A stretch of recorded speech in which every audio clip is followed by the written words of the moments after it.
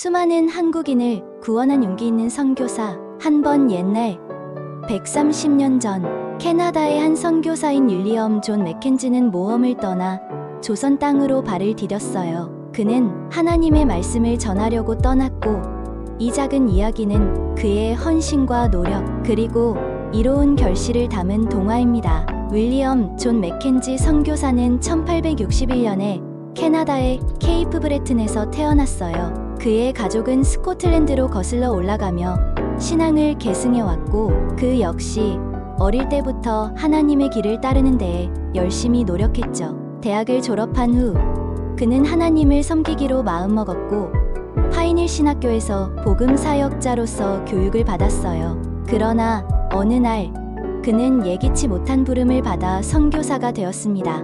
맥켄지 선교사의 마음을 움직인 것은 조선에 대한 문서였습니다.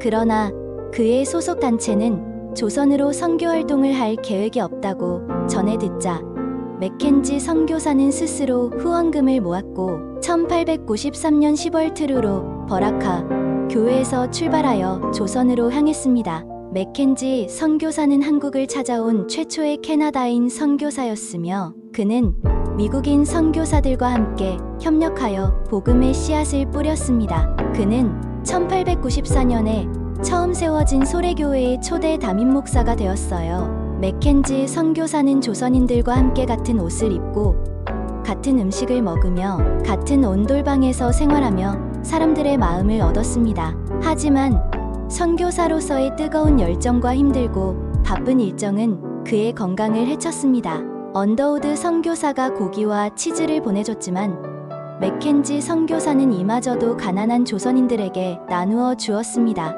맥켄지 선교사는 결국 건강을 회복하지 못하고 1895년에 이 땅을 떠났어요. 그는 아직 34세의 젊은 나이였습니다. 하지만 그의 이야기는 이로운 끝을 맺지 않았습니다. 그를 그리워한 한국인들이 캐나다로 편지를 보내고 결국 캐나다 장로교단이 조선 선교에 착수하게 되었습니다. 그리하여 1897년에 그리엇은, 푸트, 맥네 등의 선교사들이 한국을 찾아와 함경도 일대를 담당하여 교회들을 세우고 사람들을 구원의 길로 인도했습니다. 특히 하디 선교사는 원산대부흥운동의 주역으로 활약하여 한국 교회사에 큰 영향을 끼쳤어요. 그리고 1993년 정확히 맥켄지 선교사가 한국을 찾아온 지 100년이 지난 후 헬리팩스 한인교회에서 특별한 일이 벌어졌어요. 그의 후예들을 통해 헬리팩스 한인교회가 창설되었고,